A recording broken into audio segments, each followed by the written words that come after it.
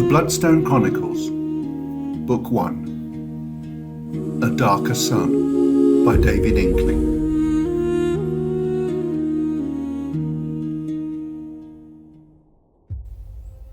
Chapter 24, Lamentations.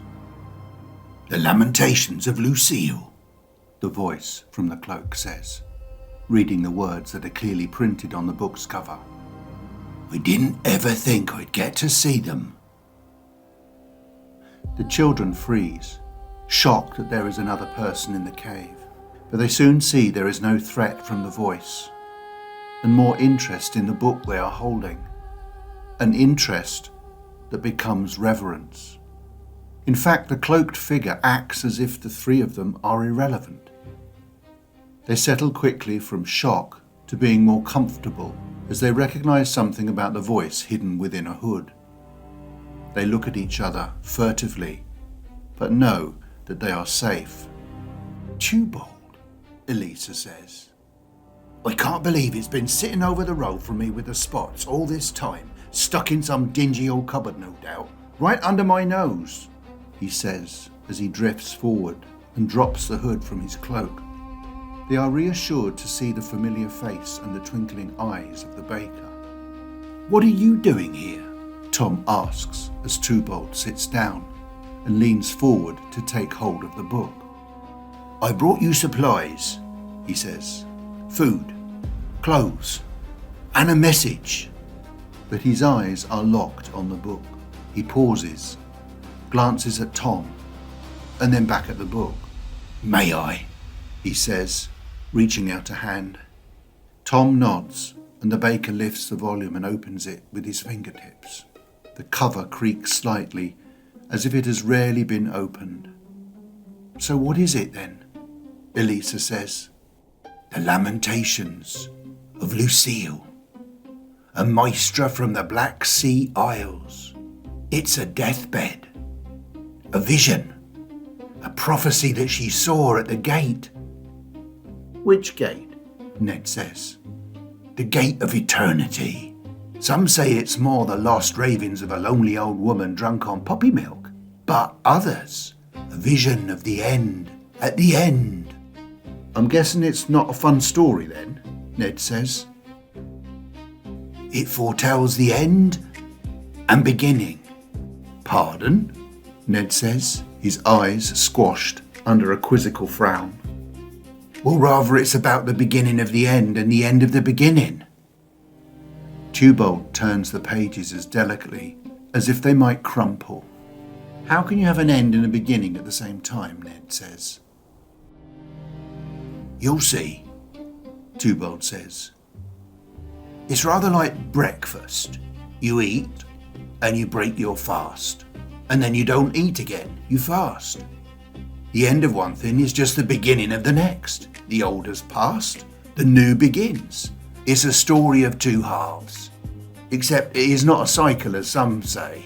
According to Lucille, in the second half, so to speak, she says it does not have an end. How do you know this if you've never seen it before? Tom asks. You can't have read it. Well, that's a good dollop of sticky jam conundrum and a jolly good point, Tubald says. Well, it's like studying food in a recipe book. How come, Ned says. Well, I've read about it without tasting it, see? I've read writers who've read it, chewed over its fat, so to speak, and others who've tasted it. But there was a purging of so-called heresy 400 years ago, and no one's been able to find a copy since then. That's why the caltrop wants to find it. What's that? The caltrop, Ned says. The new bishops, they call the new government a caltrop. It's a triumvirate, a 3-in-1, unified power with 3 bishops doing all the ruling. This book's what they're looking for, I'm guessing. They knew a copy had been bought in an auction years ago, and that it had been sold on and was somewhere in the valleys. So all the hunting has really been for one book, Eleisa says. And the burning and the hanging, Tom says. Is it true about Mrs. Beach, the beekeeper, and Sam Fest? Eleisa says. Both of them were killed. because someone wants to read this.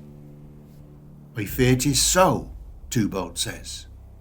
And I'm sure others have died that we don't know of. That's terrible, Eleisa says. And is it why they've taken everyone away? Twobold nods and stares at the pages. His eyes move slowly across the words. So I'm guessing we can't just hand it over and let everyone go home, Ned says. There must be something terrible to come, some consequences they want to stop, Tom says. There's always consequences, I'm afraid. The book's mighty powerful, or rather what it says is powerful, and the words affect things. What people say and believe is powerful, important, even if it's only part the truth. And what if it's utter nonsense, Ned says, glancing at the page. Some people pride themselves on their allegiance to utter nonsense, Twobold says. The idea of utter nonsense is often appealing to a believer's test of faith. They like to withstand hard facts with a blind holding on to an old ruggedy understanding of what is what. And what if it's not? If it's not true? Tom asks. Well, Twobold says, truth withstands the burning. The bishops want it silenced, see? But even if you can't stop fate unfolding, like the waters to the sea, the shape of fate is a course that can be dammed or channeled to run awry. That's how they like to control things. So what do we do with it then? Eleisa says. We wait, Twobold says. Stay here and do nothing. They stare at him, disappointed, and want something more. And I'll read it. I need to be sure exactly what it is and what we're facing.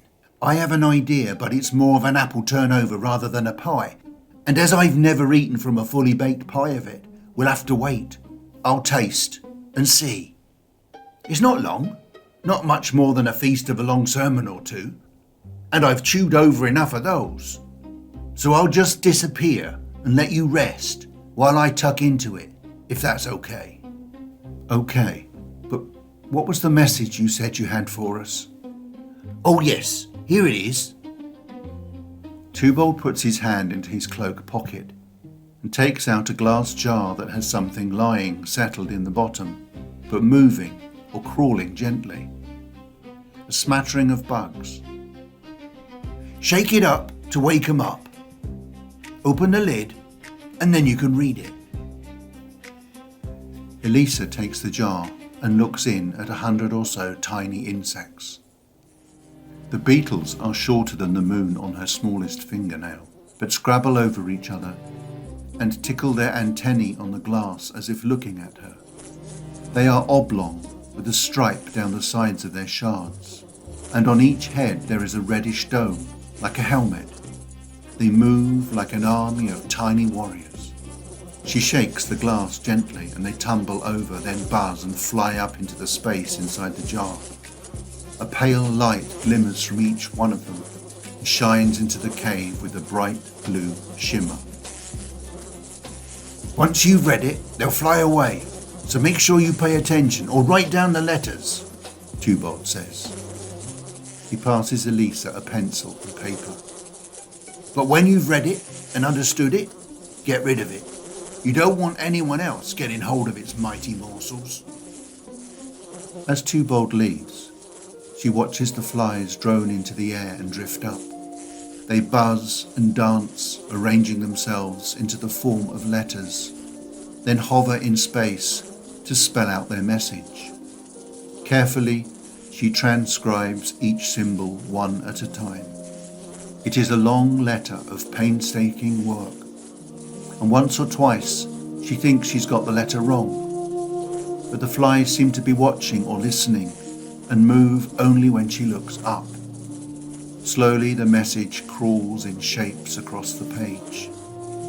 As she writes, she tries to add the spaces to make words. And sometimes they are fast, and so the letters form a long chain, making it hard to read as she writes. Tom and Eleisa are excited at the first few words as the message unfolds. But each new letter brings darker news, a little more dread, a little more anticipation of worse things to come. It is from Milowina. She sounds bright, despite her recent captivity. Then, as she and Tom read on, the news becomes heavy. The weight in the meaning of the words unfolds and is embedded in their minds. Eleisa wishes she could have read the words alone for the first time at least, to take them in. But the fireflies have begun and she must see it through, one terrible word at a time. There's an annoying buzz between each word as the flies shift and drift to float into new positions. It slows the whole process of comprehension, and it makes her think the worst at times before realizing that things are not quite so bad. Not quite the worst is still not good, but certainly not as good as she'd hoped. With each buzz of the flies, she hopes for something better. But by the end, she is sad and solemn and silent. Eleisa holds the paper in her hand. She stares at it. Then the small flies scatter like the dots of blue light and the constellations of letters from her aunt. They fade and start to disperse. The hum of the flies, which makes the process tense and frustrating, buzzes into nothing. It is done. She has the news of her parents' fate. Now she must decide what she will do with it. "Look," she says finally to Tom. The flies rise up higher and gather, then hover in the air like a dense cloud of blue joy, bounce across the space at the top of the cavern and fly away. They move towards the shadowy entrance, where they light up the path, and she sees a passage and the door that Tubald has left ajar. Soon they fly up into the tunnel, head up its steps, and disappear out into the cool night, leaving a shadowy emptiness behind. Eleisa freezes and stands still in the darkness.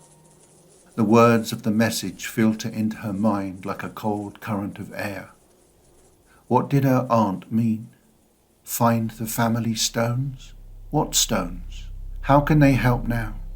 How will going to the keep help her parents or Milowina? Perhaps Tom's bloodstone is crucial. It seems to interact somehow. But what can they do anyway? If they're lost, they may never be found. And if she does find them, are her parents chained up in some pit of a dungeon? She says nothing. "I'm sorry," Tom says, and rests his hand on her shoulder. He leaves it there for a while, although she does not seem to notice, and it is only when he takes it away finally that she realizes he is even standing next to her. She looks into his eyes that are narrowed and full of concern. "Thank you for being here," she says. "Did she mention Uncle Willis?" Tom says, but Eleisa shakes her head. "Perhaps no news is good news," Ned suggests.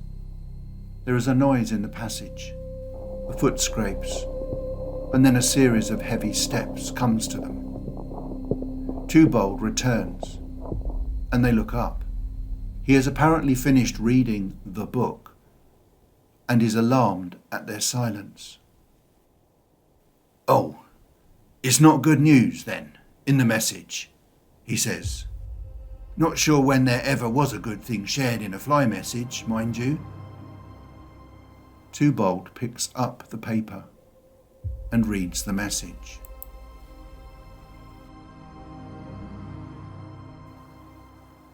As his eyes sink down the page, his face knits a pattern of gentle compassion, and he frowns. "I think your uncle will be in a similar predicament, Tom, if he hasn't already been taken away. I suspect they'll start moving people to the city. I got a message that there's a trail of carts heading that way. Now I think it best if you try to get some sleep, or at least rest while you can. Eat some more first too. It'll help you stay warmer.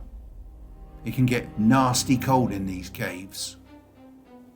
"What about the book?" Eleisa asks. What did you find out? Ah, now the book. Yes, it is as I thought, but I have to go out for a while to get something to help me with interpreting a little tricky passage. Don't worry though, I'll be back soon. Stay here while I'm gone, and I'll come back soon as I can. A day or two at most. A day or two, Eleisa says. At most, don't worry. You're safe here.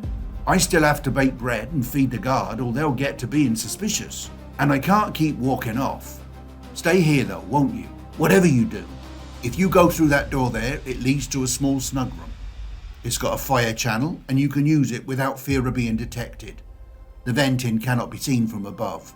And there's a goodly supply of wood and blankets too. They may be somewhat dusty, but they'll do. Stay together. Stay safe. And rest. Please. He says all this in a determined, matter-of-fact way, as if his mind is elsewhere all the while. And then he's gone. He leaves a wake of shocked silence. The next hour or two is difficult for all of them. Not even the fudge helps. They feel as if waiting is the last thing they should do. They move into the snug and curl up with a blanket each and try to close their eyes. Tom lights a big fire, which floods the room with a welcome, warm glow. It reaches out into the space and hugs them so they feel a little safer, a little cozier. I can't just sit here for days, not knowing what is going on outside, Eleisa says. You may be right, Tom says. Uncle Willis and your Ma and Da could end up anywhere. We need to find out where they are at least. But I'm not sure what we can expect to do if we go against the guard. We can find out where they are and what's happening. That would be a start. Tubald is not going to let us wander off out of here though, is he? Tom says. We'll see. Eleisa pulls a blanket over her shoulders. In the meantime, he's right about getting some rest. She yawns and rolls over onto her back, then tries to breathe deeply. But her mind is racing with possibilities, fears, and horrible imaginings. The sight of the blood on the smashed rocking chair does not leave her. And when she tries to close her eyes, the pictures from the words in the letter flood her vision. Soon she sits up and leans against the wall of the snug. Quietly, she reads the message again. My dear Eleisa, I've sent these fireflies with Tubald to bring you this message, as he is the only one left I completely trust, and he knows the caves. He will always guide you to the light. He is a great and loyal friend. Take heed of him. I trust you are safe in the caves. Do not be afraid. You are not on your own. Stay with your friends, and they will help you. I'm sorry that we had to part as we did.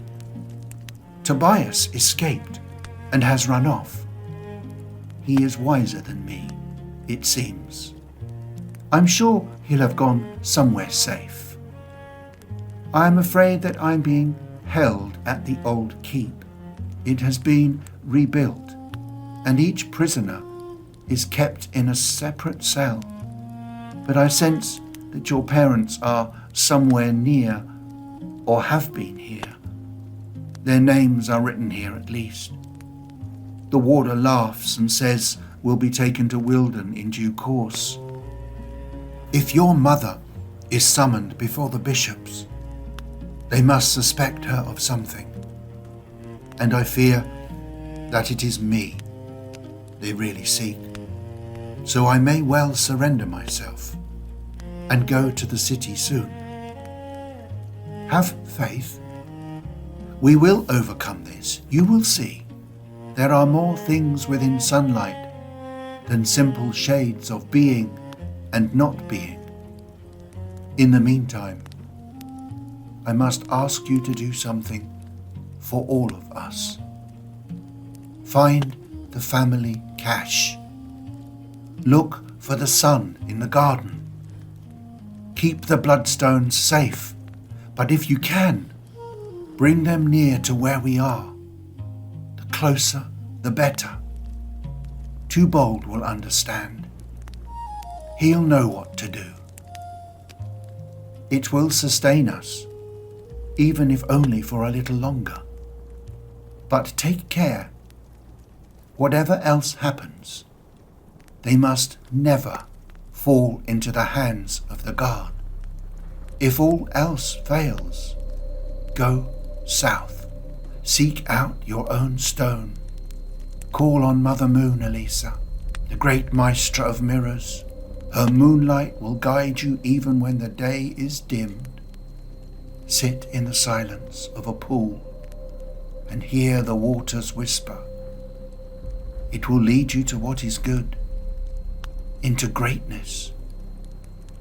Be blessed, dearest niece. Your Aunt M. Eleisa wishes she knew how to use the fireflies, to send a message back, or a way to message her parents. But they've flown off and disappeared hours ago. With both boys asleep by the fire, she suddenly feels alone. What does Milowina mean? Look for the sun in the garden. Have the fireflies got it wrong? Surely they must mean the sun in the garden. It makes more sense. But which garden? Is she meant to wait for a specific time and find the sun shining? Perhaps its light will fall on something at her aunt's house. She tries to picture the garden at the copse. It is shady, and there are a few great shrubs that like the dim light, but no flower beds, no borders. The only patch of sunlight on their own ground well is near the door, where they grow the trailing white roses and a straggle of honeysuckle.